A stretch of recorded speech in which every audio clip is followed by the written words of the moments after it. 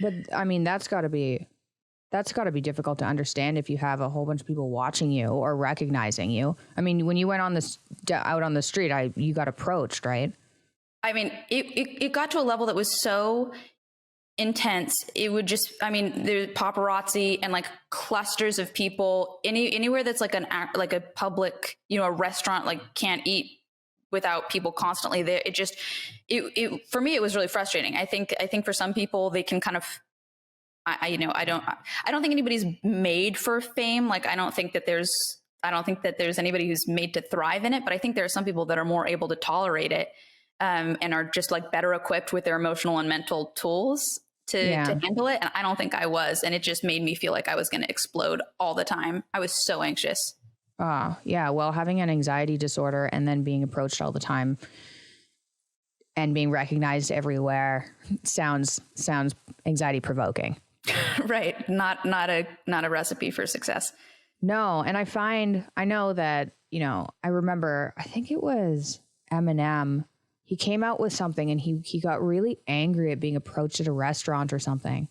And me as a kid, I was just like, well, like, that's kind of what you get for being in the pub. Like, I think there's a level of, don't want to say like resentment or anger for people looking in, but they're kind of like, well, you're a celebrity. Like, what do you expect? And then I know I've noticed through mainly being around my dad and I'm not putting any negativity there, because most people who approach him are really kind, and it's been overwhelmingly positive, but it's still like, you know, sometimes when you're having dinner, it's like, I just want to have dinner. So sure. It's weird. It's a weird situation. Well, I'm curious about that too, because like with, you know, your dad specifically, but I would imagine, like, I mean, he's changed my life. I've done his self-authoring suite 3 times. I do it at the start of every year. Oh my God. I have given it as a gift to everybody that I know. I just think it's so helpful in terms of like getting you in check with yourself. And it's the most realistic approach to like accomplishing your goals and getting your life on track that I've ever seen. It's like, why would, you know what I mean? Why was I want everybody I know to do it. Oh, that's cool to hear. Yeah, I think it's so helpful. But so I would imagine, like, if I saw your dad on the street or something, I would be approaching him for this thing that he's made, this thing that he's done. I resented fame. I really did, because it was like people were coming at me constantly for a thing that I was ashamed to be a part of.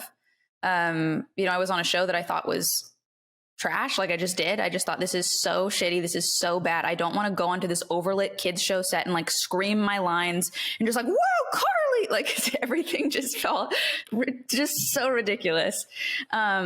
So for me, it was like when people were constantly approaching me, it just felt like, God, about this dumb piece of trash that I don't even like. Why is this the big thing? Like, it just felt so, I mean, I know that's super, I think it's a super unlikable thing to say, but it really is my experience. No, it's just, you know, it's just kind of sad, right? I think I kind of get where you're coming from too, because for an actor too, you're portraying people who you aren't. So then you might be approached, I don't know, but you might be approached on the street from someone who treats you like the character you're portraying, whereas somebody like Dad wouldn't exactly have that happen. Sure. Yeah. I mean, yeah, people would come up to me. I played like kind of a punky teen on TV, a girl who had been to juvie. And at the time I was like 14, but seemed more like a 7-year-old emotionally. Like, I was very emotionally underdeveloped. So people are coming up to me being like, hey, Sam, like, and I'm going, hi, like just a nervous wreck.